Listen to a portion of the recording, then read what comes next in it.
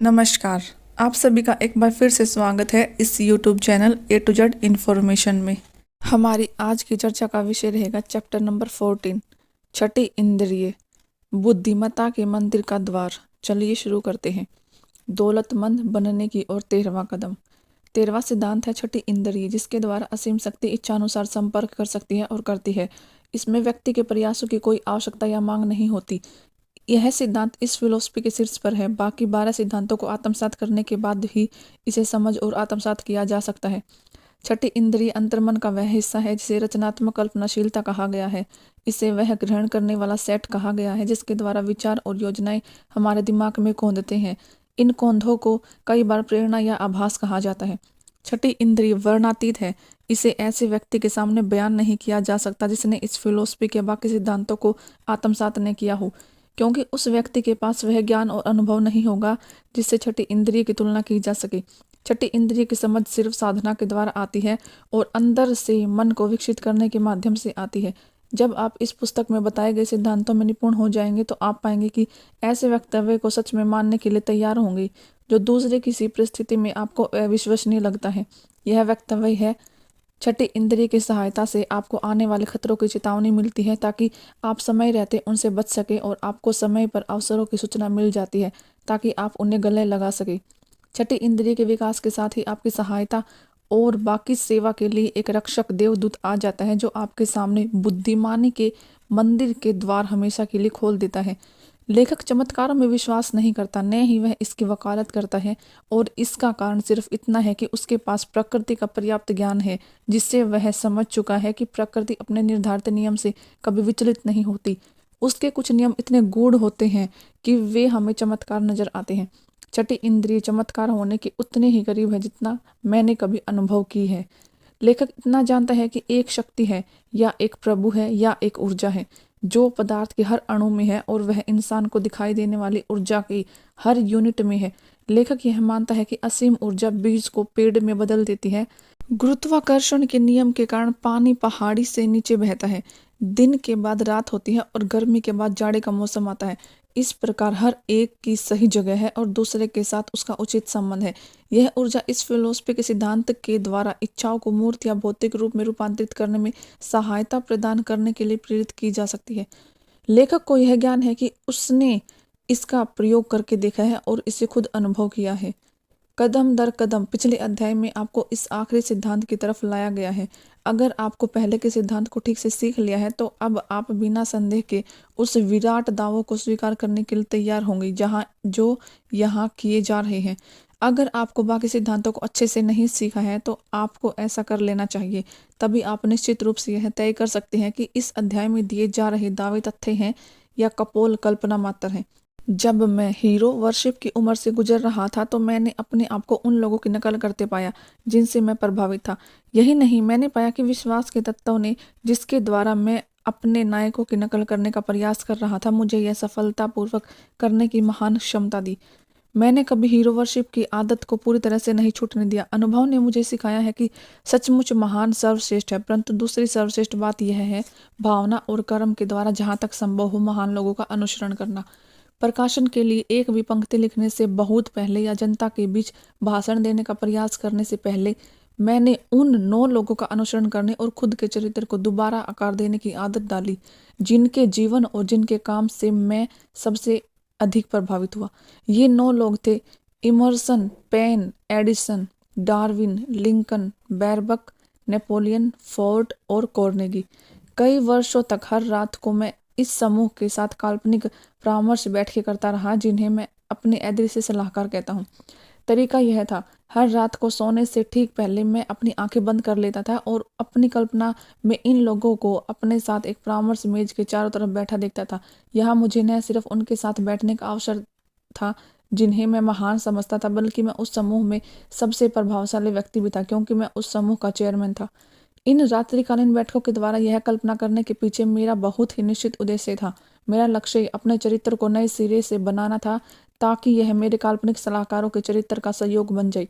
मैंने जीवन में जल्द ही सीख लिया कि अगर मैं अज्ञान और अंधविश्वास के माहौल में जन्म लेने की बाधा को पार करना चाहता था तो मुझे ऊपर बताए गए तरीकों से स्वैच्छिक पुनर्जन्म लेना होगा।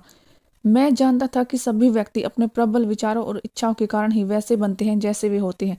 मैं जानता था कि गहराई में बैठी हर इच्छा यह प्रभाव डालती है कि इंसान उसकी बाहरी अभिव्यक्ति चाहता है, जिसके द्वारा उस इच्छा को यथार्थ में रूपांतरित किया जा सके। मैं जानता था कि आत्म सुधार चरित्र निर्माण में एक सशक्त तत्व है। दरअसल यह इकलौता सिद्धांत है जिसके द्वारा चरित्र बनता है। मन के संचालन के इन सिद्धांतों के ज्ञान के कारण मैं अपने चरित्र के पुनर्निर्माण के लिए आवश्यक सारे साजो सामान से लैस था। इन काल्पनिक परामर्श बैठकों में मैंने अपने कैबिनेट सदस्यों से यह ज्ञान चाहा जो मैं उनसे चाहता था। मैंने हर सदस्य से सुनाई देने वाले शब्दों में स्पष्ट रूप से कहा, मिस्टर इमर्सन, मैं आपसे प्रकृति की अद्भुत समझ हासिल करना चाहता हूँ जो आपके जीवन की पहचान है। मैं आपसे आग्रह करता हूँ कि आप मेरे अवचेतन मन में वे सारे गुण दाखिल कर दे जो आप में थे, जिनकी वजह से आप प्रकृति के नियमों को समझ पाए और खुद को उनके अनुरूप ढाल पाए। मिस्टर बैरबक, मैं आपसे आग्रह करता हूँ कि आप मुझे वह ज्ञान प्रदान करें जिससे आपको प्रकृति के नियमों से तालमेल बनाने में समर्थ बनाया, जिसके द्वारा आपने कैक्टस के कांटों को दूर हटाने के लिए और इसे एक भोज्य पदार्थ बनाने के लिए प्रेरित किया। मुझे उस ज्ञान तक पहुंचा दे जिसने आपको वहां पर घास के 2 तिनके उगाने में समर्थ बनाया जहां पर पहले एक भी तिनका घास उगती थी। नेपोलियन, मैं आपसे वह अद्भुत योग्यता हासिल करना चाहता हूं जिसके द्वारा आप लोगों को प्रेरित किया करते थे और उनसे अधिक संकल्प से अधिक महान कर्म करवाते थे। मैं आपसे सतत विश्वास का भाव भी हासिल करना चाहता हूँ जिसने आपको पराजय को विजय में बदलना सिखाया और ऊंची बाधाओं को पार करना सिखाया। मिस्टर पेन, मैं आपके विचार की स्वतंत्रता हासिल करना चाहता हूँ, वह साहस और स्पष्टता जिसके द्वारा आप अपने विश्वास को अभिव्यक्त करते थे, जिनके कारण आपकी पहचान बनी। मिस्टर डार्विन, मैं आपसे अद्भुत धैर्य और पूर्वग्रह या पक्षपात के बिना कारण और परिणाम का अध्ययन करने की योग्यता हासिल करना चाहता हूँ जो आपने प्राकृतिक विज्ञान के क्षेत्र में साबित की है। मिस्टर लिंकन, मैं अपने चरित्र में न्याय का वह भाव, धैर्य की अथक भावना, हास्य का वह पुट, मानवीय समझ और सहनशीलता भरना चाहता हूँ जो आपके परिचय गुण थे। मिस्टर कॉर्नेगी, मैं संगठित प्रयास के सिद्धांतों की वह पूर्ण समझ हासिल करना चाहता हूँ जिसका प्रयोग आपने इतने प्रभावशाली ढंग से विशाल औद्योगिक साम्राज्य बनाने में किया था। मिस्टर फोर्ड, मैं आपसे लगन की भावना, संकल्प शक्ति, संतुलन और आत्मविश्वास हासिल करना चाहता हूँ जिसके कारण आप गरीबी पर विजय हासिल कर सके और मैं मानवीय प्रयास को संगठित करना, एक सूत्र में बांधना और आसान बनाना चाहता हूँ ताकि मैं दूसरों की मदद कर सकूं जिससे वे अपने पद चिन्हों पर चल सके। मिस्टर एडिसन, मैं आपसे विश्वास की अद्भुत भावना हासिल करना चाहता हूँ जिसके द्वारा आपके प्रकृति के सारे रहस्य अद्वितीय की सतत मेहनत की वह भावना हासिल करना चाहता हूँ जिसके द्वारा आपने इतनी बार पराजय के मुंह से विजय को छीना। अपने काल्पनिक कैबिनेट के सदस्यों को संबोधित करने का मेरा तरीका बदलता रहता है जिस अनुरूप मैं किसी खास किस्म के चरित्र के गुणों को उस वक्त हासिल करने में अधिक रुचि रखता हूँ। मैंने बहुत कष्ट और मेहनत से उनके जीवन के रिकॉर्ड का अध्ययन किया। कई महीनों की रात्रिकालीन श्रम के बाद मैं ये देखकर आश्चर्यचकित रह गया कि यह काल्पनिक पात्र स्पष्ट रूप से वास्तविक बन गई। इन 9 व्यक्तियों में से हर एक ने अपनी व्यक्तिगत विशेषताएं विकसित की जिनसे मुझे आश्चर्य हुआ। उदाहरण के तौर पर लिंकन ने हमेशा देरी की विकसित की, फिर गंभीर परेड में चारों तरफ घूमने की आदत। वे हमेशा अपने चेहरे पर संजीदगी का भाव ओढ़े रखते थे। शायद ही कभी मैंने उन्हें मुस्कुराते देखा हो। यह दूसरों के बारे में सच नहीं है। बैरबक और पेन अक्सर ऐसे आंकड़ों में उलझ जाते थे जिससे कैबिनेट के बाकी सदस्यों को आघात पहुंचता था। एक मौके पर बैरबक देरी से आया। जब वह आया तो वह उत्साह के मारे रोमांचित था और उसने बताया कि उसे आने में इसलिए देर हो गई क्योंकि वह एक प्रयोग कर रहा था जिसके द्वारा उसे आशा थी कि वह किसी भी पेड़ पर सेब उगा सकता है। पेन ने उसे फटकारते हुए याद दिलाया कि सेब के कारण ही पुरुष और स्त्री के बीच की समस्या शुरू हुई थी। डार्विन जोर से हंसे और उन्होंने यह सुझाव दिया कि जंगल में सेब इकट्ठे करने जाते समय पेन को छोटे सर्पों के बारे में भी सचेत रहना चाहिए क्योंकि उनकी यह आदत होती है कि बड़े होकर वे बड़े सर्प बन जाते हैं। इमर्सन ने कहा, सर्प नहीं तो सेब नहीं, और नेपोलियन का कहना था, सेब नहीं तो राज्य नहीं। ये बैठकें इतनी यथार्थवादी चली कि मैं उनके परिणामों से भयभीत होने लगा और मैंने उन्हें कई महीनों के लिए स्थगित कर दिया। यह अनुभव इतने अजीब थे कि मैं डर गया था कि अगर मैंने उन्हें जारी रखा तो मैं इस तथ्य को भुला दूंगा कि ये बैठकें पूरी तरह मेरी कल्पना में हो रही थी। लिंकन ने यह आदत बना ली थी कि वह मीटिंग के बाद सबसे अंत में कुर्सी छोड़ा करते थे। एक बार वे कुर्सी के किनारे जाकर अपने हाथ जोड़कर झुक गए और काफी देर तक उसी स्थिति में बैठे रहे। मैंने उन्हें परेशान नहीं किया। कुछ देर पश्चात वे उठे और दरवाजे तक गए और फिर वापस आकर अपने हाथ मेरे कंधे पर रखते हुए बोले, मेरे दोस्त, तुम्हें बहुत अधिक साहस की जरूरत होगी अगर तुम अपनी जिंदगी के उद्देश्य के प्रति दृढ़ प्रतिज्ञ रहते हो। परंतु याद रखना, जब चुनौतियां सामने आएंगी तो हर मनुष्य के पास कॉमन सेंस होता है। यह मुफ्त में नहीं मिलता। जिंदगी की चुनौतियां सिखाती है। एक शाम एडिसन सबसे पहले पहुंच गई। वे अंदर आए और मेरी बगल में बैठ गई जहां पर एमर्सन बैठा करते थे। फिर वे बोले, तुम जीवन के रहस्य की खोज के साक्षी बनने वाले हो। जब वक्त आएगा तो तुम्हें ज्ञात होगा कि जीवन असीम शक्ति से भरा हुआ है। इतनी शक्ति है कि हर कोई उतना बड़ा बुद्धिमान है जितना वह सोचता है। जिंदगी की ये इकाइयां ऐसे एक दूसरे से जुड़ी हैं जैसे मधुमक्खी का छत्ता। ये इकाइयां तब तक अलग नहीं होंगी जब तक सामंजस्य की कमी नहीं हो जाती। इन इकाइयों की अलग अलग राय है, ठीक मनुष्य की तरह, और अक्सर एक दूसरे से लड़ाइयाँ हो जाया करती हैं। ये मीटिंग जो तुम आयोजित कर रहे हो तुम्हारे लिए बहुत लाभदायक होंगी। तुम उन इकाइयों से सीखोगे जो तुम्हारे कैबिनेट के कुछ लोगों की जिंदगी संवार चुकी है। ये इकाइयां सनातन है, कभी न खत्म होने वाली। तुम्हारे मन के विचार ही जीवन के महान समुद्र को आपके पास आकर्षित करता है। सिर्फ ये इकाइयां आकर्षित होती हैं जो आपकी चाहत मित्र होती है, यानी जो आपकी चाहत के साथ मिलकर नया जहां बना सकती है। धीरे धीरे कैबिनेट के लोग अंदर आना शुरू हुए। तब एडिसन अपनी सीट के चारों तरफ टहल रहे थे। शायद वे इस बात को अभी भी सोच रहे थे। उनकी इस बात ने मुझे प्रभावित किया और मैंने जाकर अपने इस कैबिनेट के बारे में उन्हें अपना अनुभव बताया।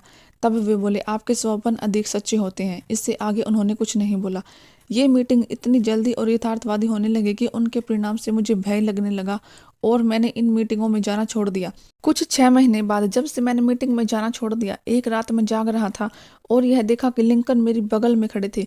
उन्होंने कहा, विश्व को जल्द ही तुम्हारी सेवाओं की सख्त जरूरत पड़ेगी।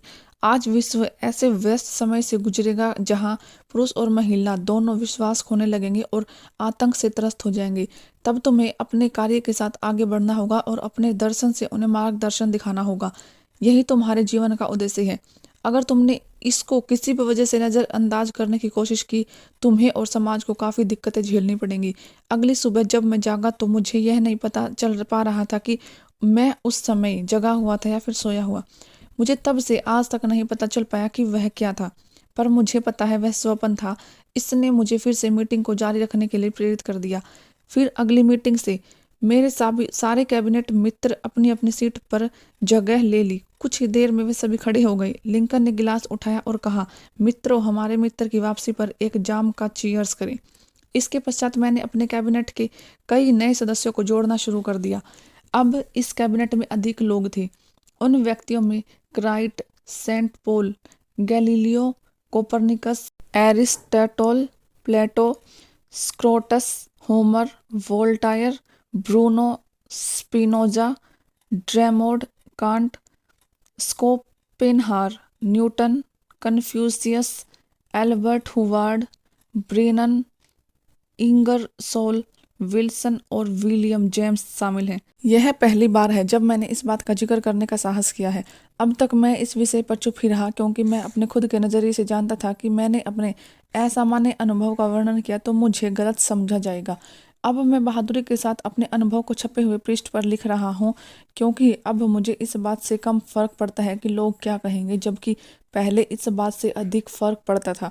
मुझे गलत न समझा जाए, इसलिए मैं यहाँ पर बहुत अधिक जोर देकर यह कहना चाहता हूँ कि मैं अब भी अपनी कैबिनेट बैठकों को पूरी तरह से काल्पनिक मानता हूँ, परंतु मुझे लगता है कि भले ही मेरी कैबिनेट के सदस्य पूरी तरह काल्पनिक हो और बैठकें केवल मेरी कल्पना में ही रही हो, परंतु उनकी वजह से मेरे सामने रोमांच की खिड़की खुल गई। मेरे रचनात्मक प्रयासों को प्रोत्साहन मिला और ईमानदार विचार अभिव्यक्त करने का मेरा साहस बढ़ा। मस्तिष्क में कोशिका विन्यास के बीच में कहीं पर एक ऐसा अंग है जो उस विचार के कंपनों को प्राप्त करता है जिसे आभास कहा जाता है। अब तक विज्ञान यह नहीं खोज पाया है कि छठी इंद्रिय का यह अंग कहाँ पर स्थित है, परंतु यह महत्वपूर्ण नहीं है। वास्तविकता यही है कि इंसान शारीरिक इंद्रियों के अतिरिक्त अन्य स्रोतों से विशिष्ट ज्ञान प्राप्त करते हैं। यह ज्ञान आमतौर पर तब प्राप्त होता है जब मस्तिष्क किसी असाधारण प्रेरणा के प्रभाव में कार्य करता हो। कोई आपातकालीन स्थिति जो भावनाओं को जागृत करती हो और दिल की धड़कन को सामान्य से अधिक तेज कर देती है। छठी इंद्रिय को हरकत में ला सकती है और आमतौर पर लाती भी है। जो व्यक्ति कार चलाते समय किसी दुर्घटना से बाल बाल बच गया हो तो यह बात जानता है कि इन अवसरों पर छठी इंद्रिय अक्सर बचाव करती है और क्षण भर में दुर्घटना को टालने में मदद करती है। ये तथ्य बताए गए हैं ताकि मैं एक महत्वपूर्ण तथ्य बता सकूं। अदृश्य परामर्शदाताओं की मेरी बैठक में मैंने पाया कि मेरा मन उन विचारों और ज्ञान को अधिक ग्रहण करने की स्थिति में है जो छठी इंद्रिय के माध्यम से मुझ तक पहुंचते हैं। दर्जनों अवसरों पर मैंने आपातकालीन स्थिति का सामना किया। उनमें से कुछ इतनी गंभीर थी कि मेरा जीवन ही खतरे में था। किसी चमत्कारिक शक्ति ने मुझे उन मुश्किलों के पार निकालने का मार्गदर्शन दिया जो मेरे अदृश्य सलाहकारों के प्रभाव से संभव हुआ। काल्पनिक लोगों के साथ बैठकें आयोजित करने का मेरा मूल लक्ष्य सिर्फ यह था कि मैं अपने अंतर्मन को आत्म सुझाव के सिद्धांत द्वारा वह निश्चित मन प्रदान करूं जो मैं हासिल करना चाहता था। पिछले कुछ सालों में मेरा प्रयोग बिल्कुल अलग ही रास्ते पर चल पड़ा। अब मैं अपने काल्पनिक परामर्शदाताओं के पास हर कठिन समस्या को लेकर जाता हूं जो मेरे या मेरे क्लाइंट के सामने आती है। परिणाम अक्सर आश्चर्यजनक होते हैं। हालांकि मैं पूरी तरह से परामर्श के इस स्वरूप पर निर्भर नहीं करता हूं। छठी इंद्रिय कोई ऐसी चीज नहीं है जिससे आप इच्छा से ओढ़ लेते हैं या हटा देते हैं। इस महान शक्ति का प्रयोग करने की योग्यता धीरे धीरे आती है और इस पुस्तक में बताए गए अन्य सिद्धांतों के प्रयोग से आती है। चाहे आप कोई भी हो या इस पुस्तक को पढ़ने का आपका उद्देश्य कुछ भी हो, आप इसका लाभ उठा सकते हैं। चाहे आप इस अध्याय में बताए गए सिद्धांतों को समझ ही न पाए। यह खास तौर पर तब सच है जब आपका प्रमुख उद्देश्य धन का संग्रह या अन्य भौतिक वस्तुओं का संग्रहण हो। छठी इंद्रिय वाला अध्याय इसलिए शामिल किया गया है क्योंकि इस पुस्तक में इस तरह डिजाइन किया गया है कि इसका लक्ष्य एक पूर्ण फिलॉसफी प्रस्तुत करना है जिसके द्वारा व्यक्ति अपना मार्गदर्शन बिना किसी गलती के कर सके और वह जीवन में जो चाहता है उसे हासिल कर सके। समस्त उपलब्धि का शुरुआती बिंदु इच्छा है। अंतिम बिंदु उस किस्म का ज्ञान है जो समझ की ओर ले जाता है। खुद की समझ, दूसरों की समझ, प्रकृति के नियमों की समझ, सुख की समझ। इस तरह की समझ पूरी तरह सिर्फ तभी आती है जब आप छठी इंद्रिय के सिद्धांत से परिचित होते हैं और इसका प्रयोग करते हैं। इस अध्याय को पढ़ने के बाद आपने यह गौर किया होगा कि आप इसे पढ़ते समय मानसिक प्रेरणा के एक ऊंचे स्तर पर उठ गए हैं। अद्भुत। आज से 1 महीने बाद इसे एक बार फिर से पढ़ें और आप पाएंगे कि आपका मन प्रेरणा के और भी अधिक ऊंचे स्तर पर विचरण कर रहा होगा। इस अनुभव को समय समय पर दोहराते रहें और इस बात से कोई सरोकार न रखें कि आप उस समय कितना अधिक या कितना कम सीख पाए हैं। और अंततः आप अपने आप को एक ऐसी शक्ति का स्वामी पाएंगे जो निराशा को दूर फेंके और डर को परास्त करने में, टालमटोल को छोड़ने में और अपनी कल्पनाशीलता का अधिक मुक्त उपयोग करने में आपको समर्थ बनाएगी। तब आपको लगेगा कि आपने उस अनजान किसी चीज को छू लिया है जो हर सच्चे महान चिंतक, लीडर, कलाकार, संगीतकार, लेखक और राजनेता के पास होती है। तब आप अपनी इच्छाओं को उनके भौतिक या आर्थिक रूप में उतनी ही आसानी से रूपांतरित करने की स्थिति में होंगे जितनी आसानी से आप विरोध का पहला चिन्ह देखते ही पहले घुटने टेक देते हैं और मैदान छोड़ देते हैं। धन्यवाद। इस ऑडियो बुक को सुनने के लिए आपका बहुत बहुत धन्यवाद।